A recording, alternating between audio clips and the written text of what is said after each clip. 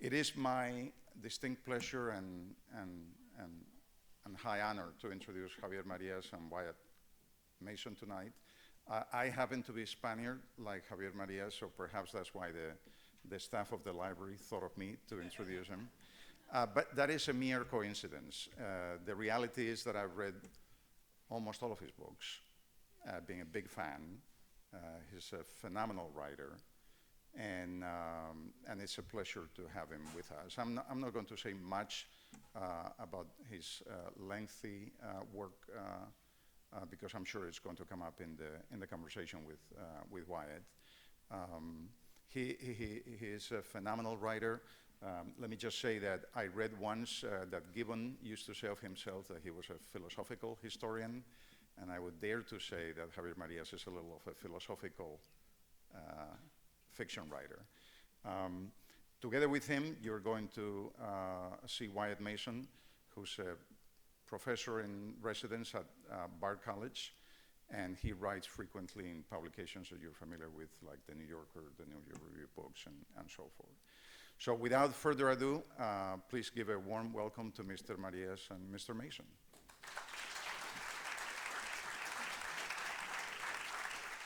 So, Javier, I'm so glad to have the chance to talk to you again. It's been a few years. Yes. But one of the beauties of your work is that it continues to speak to me even when one doesn't actually get to speak to you directly. And there's so many things that we could talk about, if I use the conditional mood. We could talk about, to start, your 14th novel. We could talk about the fact that in addition to these 14 novels, there are 20 books of nonfiction, which you've also published in Spain. We could talk about your continuing and thriving career writing for newspapers. We could talk about your fascinating relationship with Margaret Jewel Costa, who's been translating you into English now for quite some time, and who's forged in English a miraculous ability to produce in our language something that seems impossible to reproduce when one tries to read your Spanish. Well, I think she does improve my books. Characteristic humility, true humility. I mean it. But I'm going to interrupt you because I want to keep using the conditional mood of the things that we could talk about. I mean, we could talk about the unique way that your novels manage to balance the metaphysical and narrative excitement in a way which I consider to be unique in my experience of reading. We could talk about a great many things. But I feel that we need to perhaps begin by talking about the fact that given that you were born in Spain in 1951 under the dictatorship of Franco, and given that your father was a philosopher who was a disciple of Ortega y Gasset, and given that he was persecuted in Spain and risked both prison and potentially even the death penalty at a time when you were a month old, and you, if I'm not mistaken... No, not when I was an adult. No, when you were a month old. When you were a little, month old, yes. And that your father had to come to the United States as an immigrant, as refuge in Wellesley, Massachusetts, for a period of time. Not quite so. Not quite so neat? No. Am I pushing the analogy too far? Just to put things straight, he was in prison immediately after the end of the war, that is 1939. You weren't there yet. Didn't exist, of course. And yeah, he was retaliated and he couldn't teach at the university, which was the normal thing for him to do, etc. He couldn't write in newspapers until the mid-50s, etc. And he had to earn a living in American and Puerto Rican universities for many years, and also doing a lot of work. But he didn't go into exile. He went... Pre-exile. He came to the States, went back, etc. That's just for the facts. I appreciate the facts. It's a time when we like to actually remember them, so thank you for that. I've been fact-checked. The question that I'm attempting to ask is, you come from, you grew up essentially under the threat of a dictatorial time. Yeah. And your work has been written in some ways in the shadow of that history. The history of an oppressive regime, the history of confidences and betrayals, and people who fear for free speech. And yet your work is full of the freest speech. I guess in a week where given that you didn't come here for a number of years when George W. Bush was president, and I believe you said famously that you wouldn't come until Bush was no longer president. Do I have that fact Yes, right? that was not the only reason. It would be ludicrous to say it was even the main reason, but there are several reasons why I didn't come, and I'm a smoker, and it's very difficult to smoke in this country. I hate flying, and fly to the States is a very long flight always.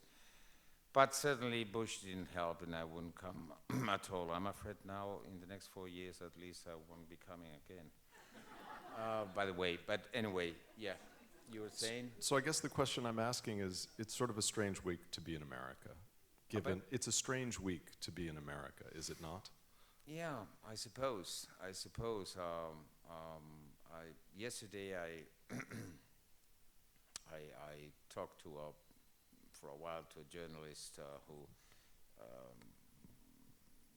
for the New Yorker, I think he was, and he was so depressed that he was about to cancel the appointment, and I felt myself like canceling it too, because on the other hand, I couldn't sleep very much that evening. On the one hand, the whole thing finished so late for America, I mean, and then, well, I went to sleep, and but something in the back of my mind said, well, you shouldn't, something's going on there, and something important, and so I was dozing rather than sleeping, and then I put on the TV and took a look at how things were, and it seemed bad in my opinion, and until 3 in the morning, and then it seemed so unreal, to tell the truth.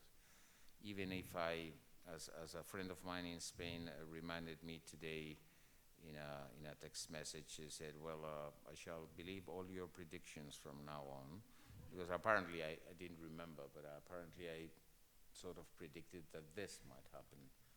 And what I said to this journalist, who was so depressed that he was about to cancel his meeting with me, and apparently he was very much looking forward to it. And I said, well, he said, well, it's raining, and it had to rain, he said. And I said, yes, well, this is a very sad day. It's maybe the day Americans perhaps committed suicide and took the rest of the world with them. Let's hope it's not like that, as bad as that, obviously. But yeah, it seems to me, at least it seems quite unreal, even if after what happened in Europe with the Brexit and what happened also in Colombia, I think you can expect anything nowadays. But yes, I suppose to be an American these days is I don't know, we have some equivalents in Spain, of course, as everywhere, of this new elected president. And when I think of the Spanish equivalents, it's worse. It's even worse, because come on, this is like as if the president was, you don't know them, of course. That can't be. I mean, that's unreal. But of course, you must always remember that the Italian people have always been pioneers in everything, and for the good and for the bad as well. And of course, they had Berlusconi, who was not even a politician. He was just a multimillionaire and a show businessman as well. And well, he was the laughingstock of the world for too many years, in fact. And well, I mean, there are precedents. There are precedents, yes. Precedents. History is the largest precedent for that. Yeah. I came upon a paragraph of yours again that I wanted to read out, which is from one of my favorite of your novels, published in 1994, Tomorrow in the Battle, Think on Me. Mm-hmm. And it's a 201 word sentence, which is characteristic of some of your sentences. You're able to alternate meaningfully between the long sentence and the short sentence. Mm-hmm. You're not dedicated to simply length for its own sake. But here's a characteristic long sentence by Javier. Seafood poisoning. A cigarette lit as the person is drifting off to sleep. that sets fire to the sheets or, worse, to a woolen blanket.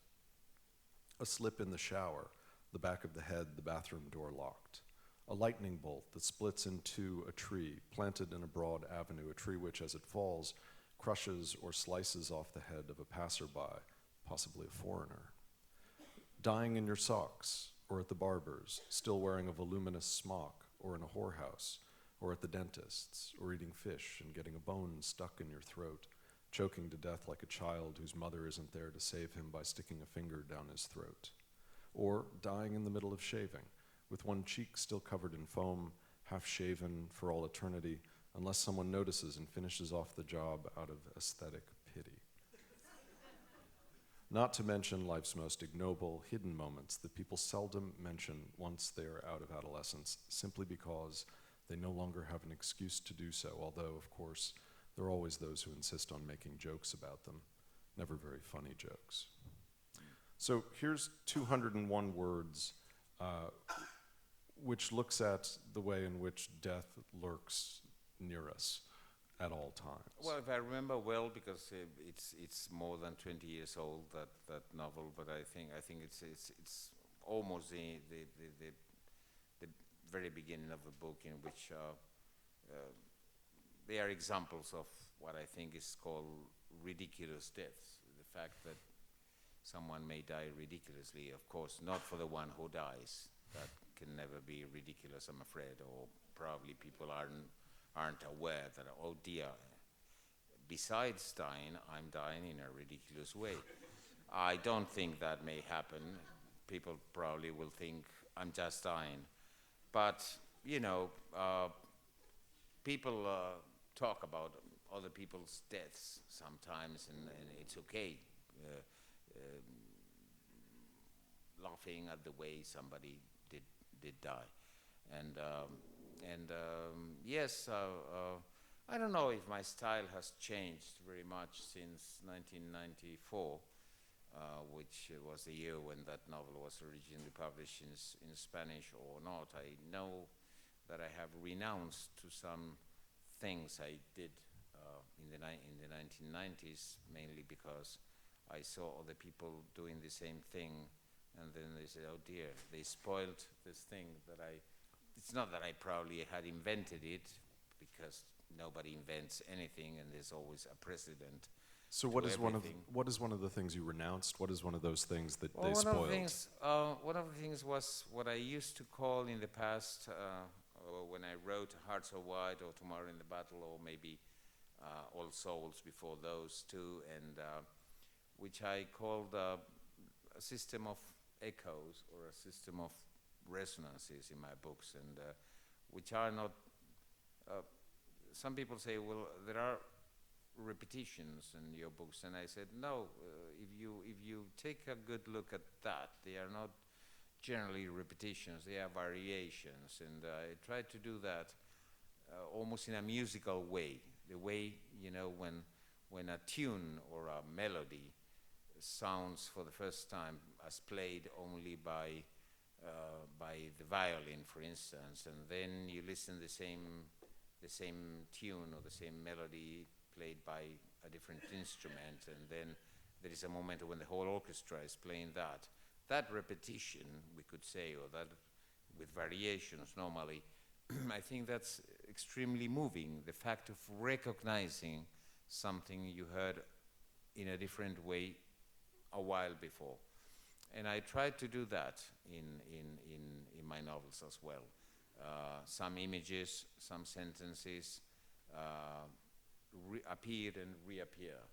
And always, I tried always to do that with a slightly different meaning. Not only there were variations in the words or in the image, but trying that they meant something else. And maybe the first time an image appeared meant something, and then the next time it meant something else. And I saw that some people, at least in my own country, in Spain, started to do that. And in my opinion, they did it in a way which was not very good. And I said, oh, well, I'll quit. I'll stop doing it myself, because now it's become popular, Of course, as far as these things may be popular for a few years, and then you quit things when you find that someone is using the same resource, we say.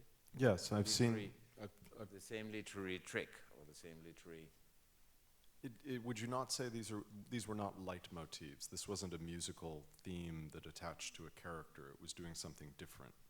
It wasn't like Wagner, who would have a theme come on when a character would enter, and we would know that. No, it was not exactly that way. It was I don't know, something like, I don't know. I remember one of my novels of the 90s. If I remember well, because Heart So White, for instance, it's going to be 25 years old next year, and so I don't quite remember it. And but I think there were a few images.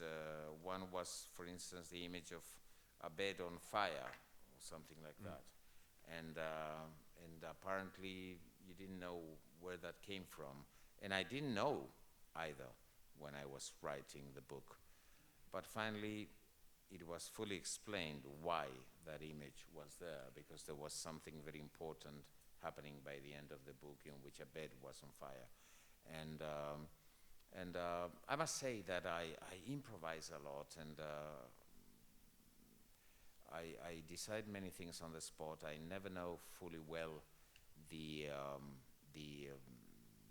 story. I have a vague idea. I always said, this is something I've been saying for decades, but probably not to you. But I sometimes have said that there are writers who write with a map, or with a chart, with a map, and they know perfectly well before they start writing even the first line of their novels what's going to happen to every character, who's going to die, and then they know that they will have to do this and that, and they have the full story in their minds. Whereas I used to say, well, I just have a compass. So I know more or less I'm heading north, but that's it. And I don't know the way. I find out as I write. And I used to also to remind people that our word, both in English and in Spanish and in many other languages as well, to invent, comes from Latin invenire, and originally in Latin invenire, what meant to find out, to discover, to find out. In a sense, you can say that inventing, at least etymologically, was the same thing as finding out, and that's what I enjoy doing. If I knew the whole story, if I knew the whole plot of a novel before starting, then I would be bored while writing it. I would say, what's the point of this? I mean, if I know the whole thing, I like to change, to improvise, and to find out what I'm telling. Apparently, sorry, you were going to say something. There's really no need, but no, but I was going to ask, I guess, in the case of this new novel, if you're starting out with a compass and you're imagining, I imagine. That's where it begins. Yes. Yeah. So is that a book which you would say your path through it, your path of invention and discovery, is it different as a process from prior novels? Is there a new way that you're writing novels, or would you still say that it is a path of discovery? Or a different way of asking it would be, where does it begin? It's still the same thing. I really decide things on the spot very, very often, and that's happening. I can't write. I don't know how to. Well, in fact, I don't know how to write novels, I must say. I realize that every time I'm writing a new novel now, and I've written already about 380 pages, and I still don't know how it shall finish. I still don't know what will happen in the maybe it shall go, I can't even say, maybe 500, 550, something like that, which is more or less the length Thus Bad Begin had in Spanish at least. And I don't quite know, but I realize while I'm writing something new, sometimes it's very irritating because you think, well, people who have been doing some job for over 40 years, which is my case, because I started publishing when I was very, very young. My first novel was published when I was only 19, which means it was published in 1971. So I've been doing that for over 40 years. Not all the time, and it's not so many novels, in fact, if you think of this span of time.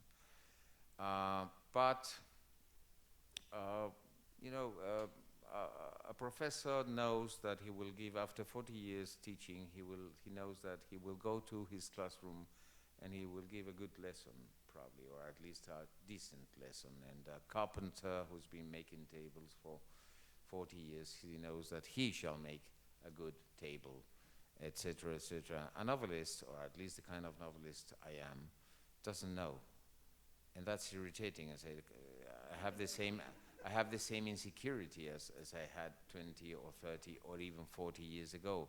I think, well, I don't know how it's done. How do you do a novel? I don't even know it, so I must do it tentatively, always. And tentatively means sometimes almost blindly, sometimes almost intuitively, you say, in English? Yes. Sometimes saying, well, let's write another page and see, and maybe another one, maybe I should stop. Well, let's write a couple of more pages and see. And then all of a sudden you have 500 pages and something apparently complete. And the funny thing is that I also write with many interruptions due to different tasks and journeys and things. And I'm very surprised when some readers, no doubt very kind readers, tell me that they couldn't put down one of my novels, for instance, and they are seamless, perhaps is one possible word they use. They are seamless, and I say, oh dear, if they knew how I did because I just to give you an example, this is just a curiosity. For instance, I have the habit for many years of writing it down in my diary every day, by the end of the day, whether I have resumed this novel or interrupted it, or if I did go on with 307 pages, and they say 308, whatever. So I know exactly how much time did elapse since I started until I finished writing a novel, and how many of those days did I actually write. Was I able to sit down in front of my typewriter, I still use a typewriter, and write something of the novel. And for instance, that's what begins. I know that it took me from the beginning to the end, it was about 840 days, something like that, of which I was able to actually write 360. So there were many interruptions all the time, and then I write one day, 2 days together, then I must stop for a couple of days, then I write 3 days together, then I must stop for a week, things like that. And so that's a way. And now, for instance, when I come back from this week, I shall have been away in the United States, or in New York mainly. I know I shall come back to this novel I'm writing at present, and I'll say, what is this? Who are these people? Why am I talking about them? What do I care, etc.? Because I'll be so off them. So you're not currently obsessing while you're here about the work that you are doing? No. It goes away. So when you get back, it goes away. Will you read through your 300 pages? Huh? Will you read through your 300 pages? No. I never read anything. So no, not because of my having stayed away from the novel for 10 days, all in all, with the preparations and etc. and the jet lag and all that. No, I never read anything. I never read the whole thing until I finished. So that's dangerous too. I know it's dangerous. All my methods are very dangerous. Sometimes I think they are suicidal, in fact. You seem to be staving off suicide just No? fine. You seem to be staving off suicide just fine so far. So let me ask you about Thus Bad Begins and Juan de Ver. Yes. Where does he come from? Where does he originate from in your imagination? Well, that character has a bit to do with the one I was when I was a young man, I suppose, and or at least in order to make that character, I mean. This is a young man who's in university. Yes. He's a young man who's just finished university. He's 23. In 1980, he's 23. He's telling the story. He's the narrator in the first person. He's telling the story much later when he probably is 50 or something like that.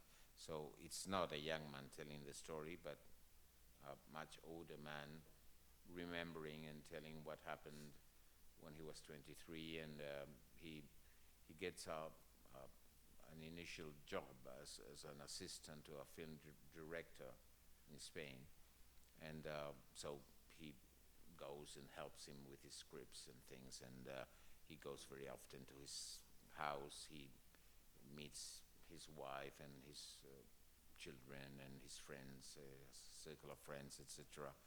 And so I mean, I didn't need a young man's voice, because the man writing was not a young man anymore. But I needed a young man, and the young man I had closest to me was myself when I was young. Doesn't your first novel, your very first novel that you wrote when you were 19, concern? Isn't it? I haven't read it because it's in Spanish. It hasn't been translated, but. No. It's about a young man in a film. No, no, it's not about. That's a film that takes place precisely in the United States, all of it, but in very fictional United States, and it's a parody and at the same time a tribute, as it were, to American cinema and American novel, and it's full of stories. It's very, very different from what I've written in the last 30 years or so, and with very short sentences, and sometimes it reads like a script. It's quite different. But no, there was no young man, or maybe yes, but with several stories, several scenes and periods of time and all that. No, it has nothing to do with that. But no, in Thus Bad Begins, the story is set, as I said, in 1980, which is only 5 years after Franco's death. Therefore, it's the moment when Spain was full of expectation. Finally, we have got rid of this horrible dictatorship that had lasted 37 years, 40 if we count the years of the war. As you know, during the Civil War in Spain, half of the country was, from the very first moment, from the outbreak of the war, was in the hands of Franco, and the other half was not, and that's why there was a war. And so it had lasted so long that the expectations, the enthusiasm of people were huge. And I remember one thing which is very funny. I remember it perfectly. I was 24 when he died, when Franco died. And so I had lived my childhood and my early youth under his dictatorship. And I remember that only 6 months after his death, everything having to do with Franco and with that very, very long dictatorship that had lasted for decades seemed remote and prehistoric. It was like putting it away immediately, and in 6 months' time, everyone had even forgotten, not quite forgotten, obviously, but even forgotten, as if taking, how do you say, the lid, putting out the lid. Is it the lid that you say in English? No. Maybe a different idiom. And no, do we have audience help on no, this? you know, how do you call the cork of a bottle? Yes, you'd put the cork back in the bottle? Is that No. it? No, you took the cork Yeah, out of the bottle? Yeah. Okay. Yeah. The cork was out of the bottle. Yeah, that was it. But don't you use the word lid? What's the idiom? No, I know the word, but L-I-D. yeah, the lid. Yes. Put a lid on it. Thank you. Well, she says put it on, you say take it off. There's something involving a lid. It's important. But the lid it would be the same thing as a cork, more or less. Right. Well, as if the lid or the cork were, pulled out, and then there was an explosion of expectations, enthusiasm, activity, creativity, and all that. But it's not a novel about that exactly. It's more a novel about private lives and private characters, but with an obvious parallelism with what the country collectively had to face. And one of the things we had to face is what to do with the people who have been under whose boots we've been for so long. And of course, nothing much could be done. And of course, there was an agreement, more or less an agreement. There was a law of amnesty, and there was an agreement that, okay, let's not bring anyone to trial. Of course, there had been crimes on the other side during the war, but those were already punished because the winners had punished them, the losers, as it always happens. And what happens with all these people who were collaborators of Franco and ministers of Franco and et cetera, and of course, nothing could be done, at least nothing without a big bloodshed. And of course, nobody wanted that at the time. So to a certain extent, we had to accept oblivion, or a sort of oblivion, which was probably the right thing to do. It was probably the right thing to do because otherwise it would have been terrible. And well, the so-called transition in Spain, that period has been a model for other countries because we managed somehow to reach democracy. And what we got instead was very important. For you Americans, it may sound ludicrous because you've been having it for centuries almost, or certainly for decades, but you must remember, sometimes I tell that to young people and said, you must remember that we didn't have political parties. They were banned. We didn't have elections, ever. They were banned. We had censorship. There was no free speech. There was no religious freedom because, of course, the Catholic Church had been a great collaborator of the regime. And then they imposed as crimes what should have been only sins, let's say. There was no divorce. The action of this novel takes place in 1980, exactly 1 year before divorce was finally, the law of divorce was finally passed. And that's one of the reasons why I knew in my childhood, in my early youth, many married couples who people could separate, yes, but they couldn't divorce, and therefore they couldn't remake their lives completely and fully. And that was probably one of the reasons why many married couples stayed together somehow, even if they didn't love each other or they couldn't bear each other even. And that's one of the points of the private lives in this novel. There is what Juan de Vere sees immediately is that Muriel, Eduardo Muriel, the filmmaker, yes, is very harsh and very cruel to his wife. Beatriz Noguera. Beatriz Noguera, and he tells her terrible things,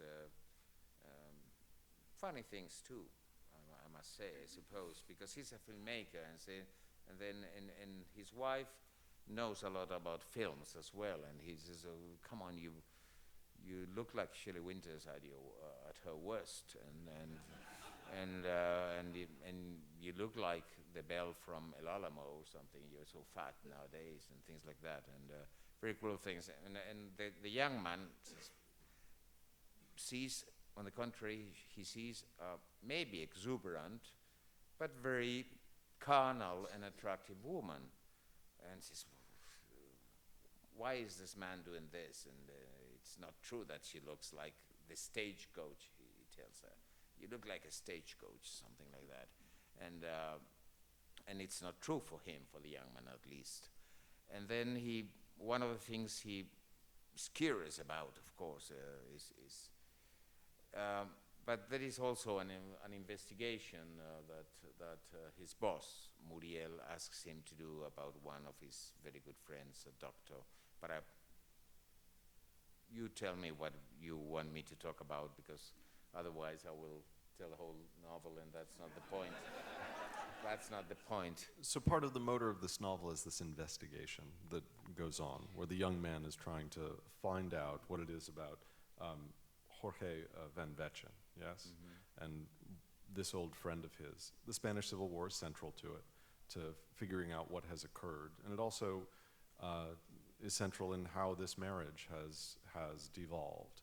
The idea of a marriage as the centerpiece of a novel, which I think you're saying is in part metaphorically a conversation about what kind of union could be possible in Spain after the end of Franco's rule. Mm-hmm. Marriage is one of the main subjects of the novel through history. There are many novels in which marriage is central. Yes. We could say Ana Karenina famously is a novel in which marriage is... In 19th century novel, a lot of them, yes. So do you have a favorite novel of marriage other than Thus Bad Begins? Is there a novel of marriage which informs your ideas of literary marriage? Oh, well, we all have some. I mean, there are quite a few masterpieces on that, and probably the one I prefer most is Madame Bovary, yes. I think that's the one I like best, because I'm a huge fan of Flaubert in general, and particularly of that novel. But one of the things in the novel as well, which are important as much as marriage, is the fact of, and this is a recurrent subject or theme in many of my novels, and I wouldn't use the word obsession because I don't like that word, or demons. Sometimes journalists ask you, "What are your demons?" I say, "Come on." Please don't exaggerate. I have an interest or a concern about many things, but not obsessions, not demons, and things like that. I have been meaning to ask you. No, that. Sorry, yeah, no. But do. Please do. But it's what to do with what we know, what to do with it, and what should we tell it, should we keep quiet about that. I mean, to begin with, it's very difficult to know anything at all. One of my subjects is the impossibility of knowing anything for certain. Practically nothing, not even the things we've lived, not even the things we've witnessed, because very often with time those things blur, and sometimes also we self-deceive, and we sometimes don't want to think that something we are not particularly proud of did actually happen. And of course, if it happened yesterday, it's very difficult to ignore it.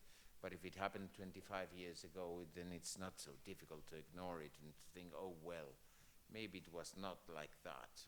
Maybe it was, we all start doubting about actual things in our own lives. I've always said also that we generally think that we know the facts of our lives, at least, and who we are, more or less, what we did, and it's not even true, that.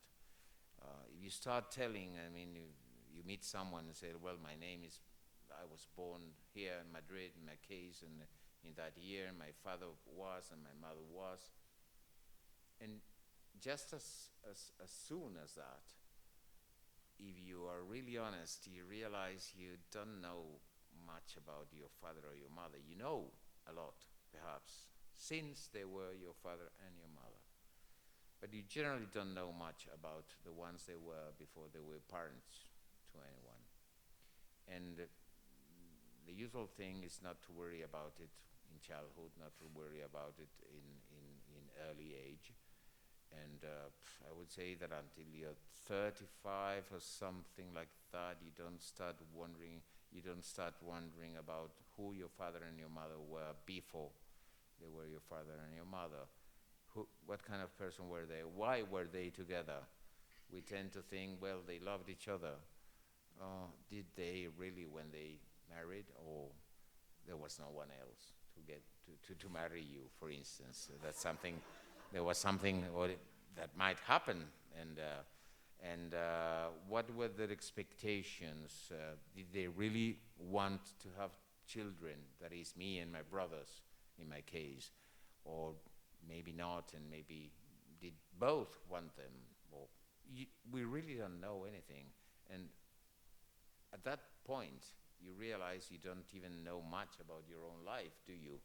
And of course, no, and of course if you go on and on and on, and then of course you mix with other people and you have relations and relationships, and the moment you interact with other people, then what you know is very scarce, because the element of someone else is always mysterious, and you can expect everything from anyone, and you think, we all think, I think we all must be trustful, because that's the only way to go through life, I think.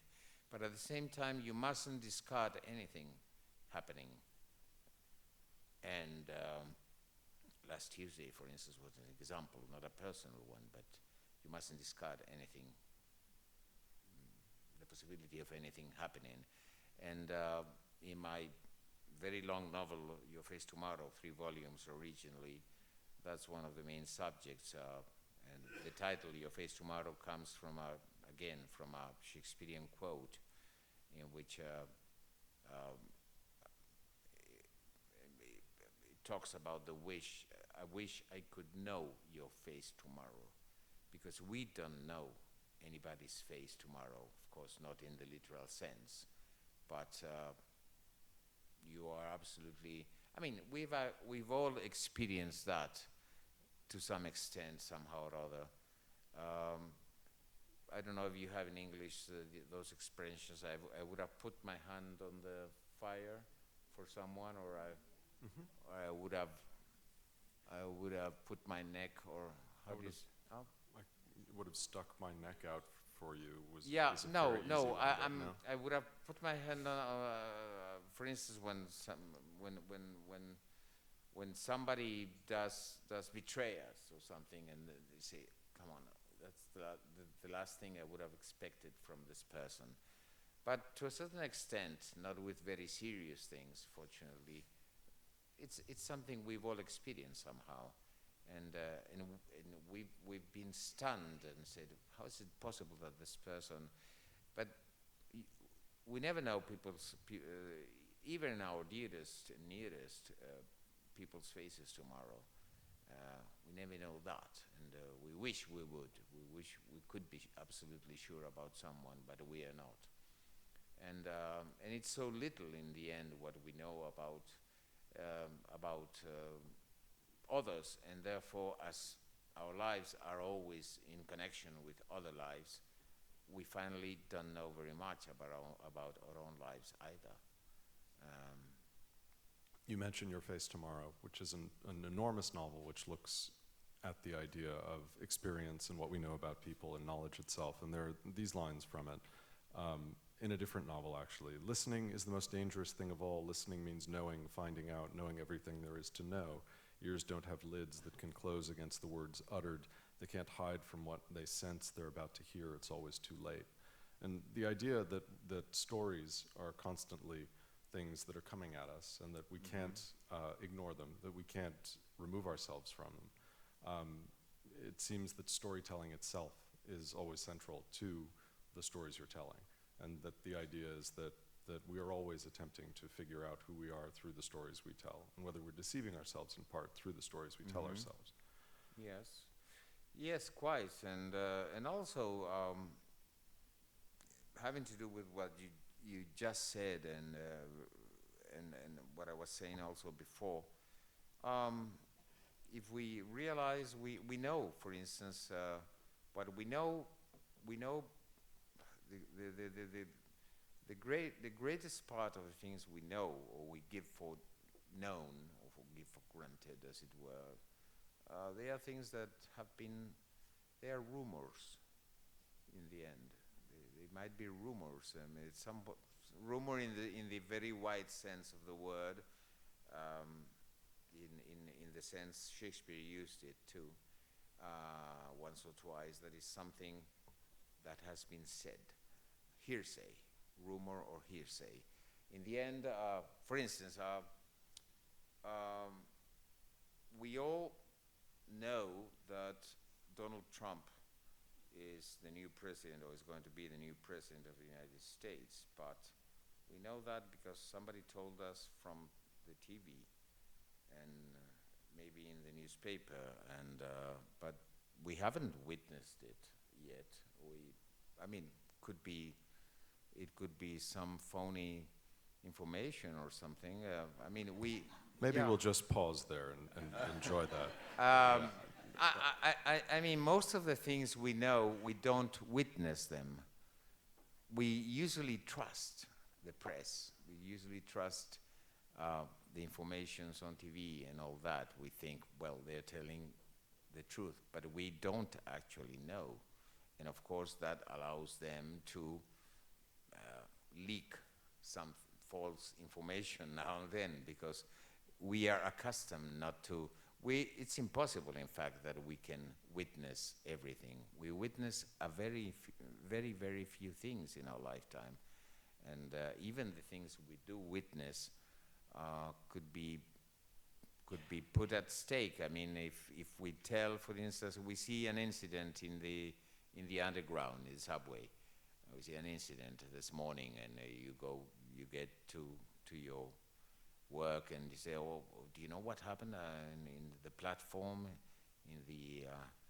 I saw this man beating another man, and all that." And someone else who witnessed the same thing said, "Wait a minute, it's not like that, because I had a better point of view. And on the other hand, you came late to the scene, because what you didn't see is that the beaten man had first provoked the beating man, etc. And then everything is can be also denied, can also be contradicted. There are very few things that cannot be contradicted, and certainly an historian, for instance, who apparently deals with facts, may find himself contradicted by another historian, or someone may discover a bunch of letters written by Napoleon that nobody had ever seen before, that changes the whole thing, for instance. And it's like that with almost everything. Everything can be denied, everything can be contradicted, everything can be nuanced, at least, except one thing, which is fiction. So and fiction, yeah. Go on. No, sorry. And sometimes I think that maybe one of, not the only reason, but one of the reasons why we write and we read, we still read novels and fiction in general, is that we need something to be told once and forever with certainty, even if it's fictional, even if it never happened. But I just mentioned Madame Bovary, and Madame Bovary, by the end of the novel, Madame Bovary, she dies the way she dies. No one can come and say, no, I don't agree. She didn't die that way, she died, or she didn't die at all. Oh, say, come on, I'm sorry. She died that way, and no one but Flaubert could change that, and he's not here anymore. So that's it, and that's what is told. What is told there, it's not cannot be contradicted, cannot be denied, and even if it didn't ever happen, if it didn't exist, it's one of the few things in life that we can stick to as something absolutely secure.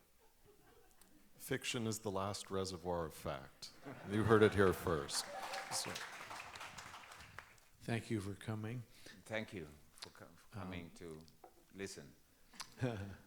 You told us that you never read the manuscript that you're writing until it's finished. Yes. And sometimes we're talking 500 pages. Can you tell us a little bit about the editing process afterwards? And on the same theme, one of your principal characters in the Infatuations is an editor. Mm-hmm. And I'm wondering if it's a little bit of an inside joke, because she says she hates her job since the authors are so pompous and they're stupid and they can't, and so forth and so on. Yes, well, I usually, the way I work is as follows, to put it very briefly. I work very hard on each page. I never make a draft of 5 or 10 pages in a row together. I go always one by one, page by page, and until I've finished one, as best as I can. Of course, I do correct that one. I amend a lot, and I write, as I said, with a typewriter. Then, by hand, I make suppressions and delete things and arrows and all that. My manuscripts are typescripts are like that, full of things by hand as well. And then I retype once, twice, 3 times, sometimes 5 times, with the additions, with everything. And then when that page is finished, and I think I can't do anything better than that, it usually goes like that to the print. Of course, there is a final reading, and then the usual thing is that I change a few things and suppress a little, because I think of this scene perhaps is too long, or I realize I was very amused telling about this and that, but I realize now that maybe it won't amuse the reader the same way it did amuse me. And then I make some cuttings, and not many, and that's it. That's more or less it. As for the other part of your question, yes, there are some jokes in Infatuations. The narrator, who is a woman, she's an editor at a publishing house, and she says, well, she talks about authors. Of course, she's in touch with them all the time and all that. Of course, there is a joke about myself as well, which says, well, there are crazy people who still use a typewriter and things like that, and others who do this and that, and well, they have to do with cases I've known, and there is this author who calls every morning to the publishing house to ask, listen, do you think I should wear red socks with green trousers and things like that? Some of them are very lonely, etc. So there are, but what she says mainly, if I remember well, what she says mainly is they are crazy people who wake up and start working on something nobody forces them to do, and something they shall be paid for, or maybe not, which is crazy because it's one day after another, sometimes for years. So in that sense, I do agree. It's a bit crazy to do this task. But you know, the facts are on our side, as I said before. You mentioned that in the transition moment in Spain, around 78 to 80, it took about 6 months to forget the 30-some years, almost 40, of the dictatorship. Speaks to me of the fragility of memory, the good side of it, at a time when the country needed to forget in order to heal. We are now 30-some years into a new chapter in the system in Spain, and we see very strong signs of fragmentation, moving away from that political model that is crafted in the Constitution of 78. Mm-hmm. What are your thoughts on the, using your own words, your face tomorrow, Spain? Tu rostro mañana, España. Yeah, well, I don't have the gift the main character in that novel did have, which was a certain capacity to see that in people, nothing supernatural, but he had the. I don't have that, and still less. I mean, I may predict things from people, but not for a country. I don't know. Now, one thing I think is rather unfair is that some young generations now who were born after Franco's death or were very little at that time are starting to say, very unfair things about the transition, say things like, oh, this is the continuity of Franco's dictatorship and things like that, and it's not true. I don't think that that is true at all. I think there was a huge change. I just enumerated a few things we didn't have during all those years of dictatorship. Things that, as I said, for you Americans may seem granted, but they weren't. And now probably they seem as granted to these young people who were almost born, or they were born with all of them.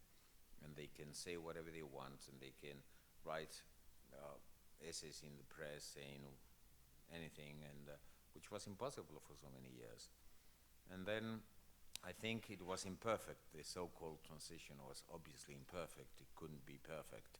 And of course we had to pay a high price, in the sense that, of course, many people went unpunished, and many people went, well, not only unpunished, the idea of bringing people to trial was almost impossible, because the truth is that the power was still in the hands of the army, and the only people having weapons in Spain at the time was the army, and the army had been Francoist for 40 years, and still we had an attempt of a coup d'etat in 1981. In those years it was very often said, it seems there is rattling of sabers. Is that the expression in English? Yes, without question. And it means the same thing? Yes. But you have a democratic army for decades. You've been having that. So what's the rattling of sabers here? I'll open that up to the audience. What is the rattling of sabers in contemporary American democracy? Yeah. Huh? Rattling them elsewhere. Elsewhere. Yeah, well, in Spain it meant that the army was restless, and that they were perhaps preparing, as they did, in fact, a coup d'etat, part of the army.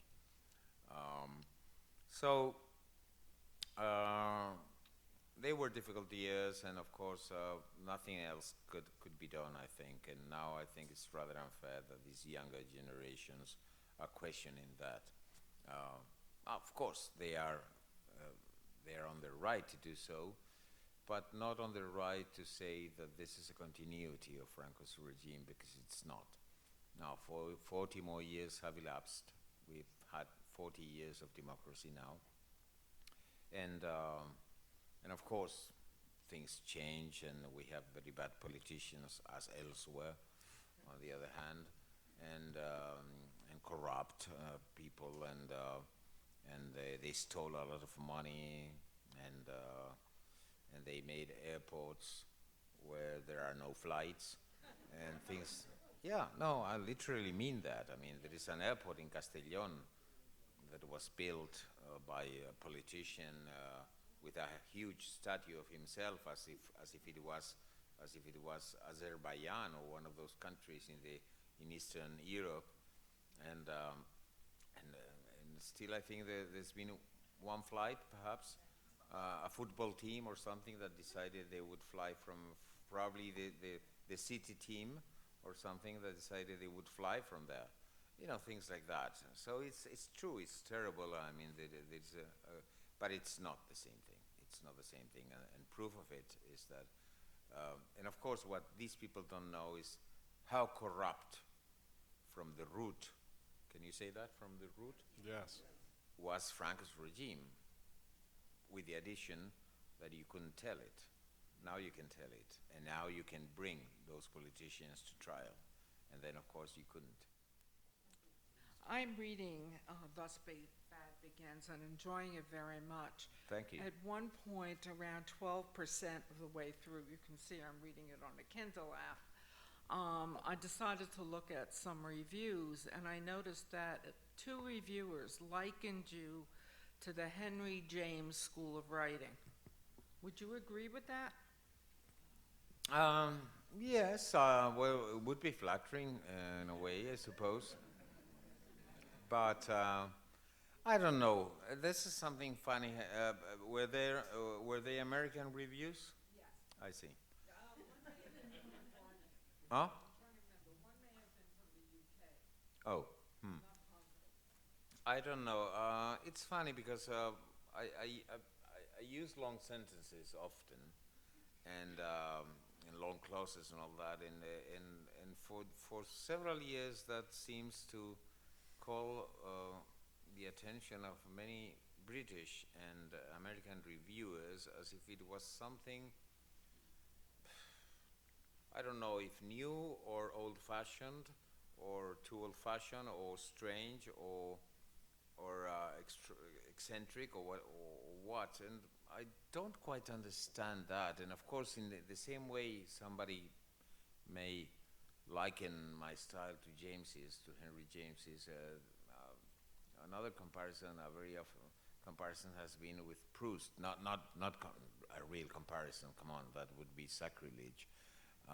But you know, Proustian, the adjective Proustian, because of that. And I don't quite understand that. I mean, in your own tradition in the United States, for instance, you have, of course, Henry James, but also William Faulkner, and also Herman Melville sometimes uses very long sentences and clauses.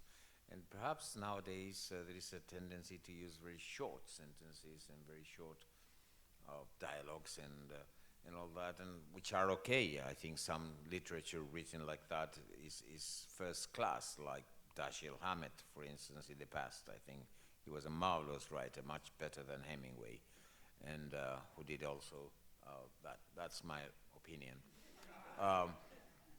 But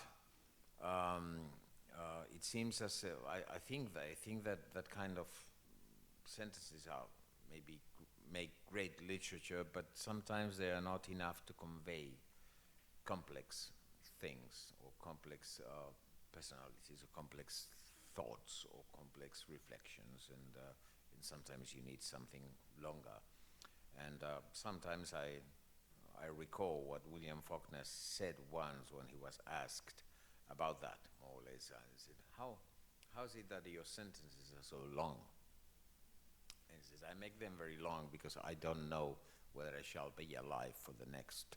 I think the only school to which your writing can be said to belong is your own at this point. No. That's not really true. I mean, I disagree. I have, fortunately, I have very strong influences from some masters, and I think that all writers should have them. And probably someone's destiny as a writer depends very much on your choice of influences as much as you can, to the extent in which you can choose. Of course, it depends also on the talent, whatever you want to call it. But it depends very much on whom would you like to be like. And I think I chose a few good ones, which doesn't guarantee anything, on the other hand.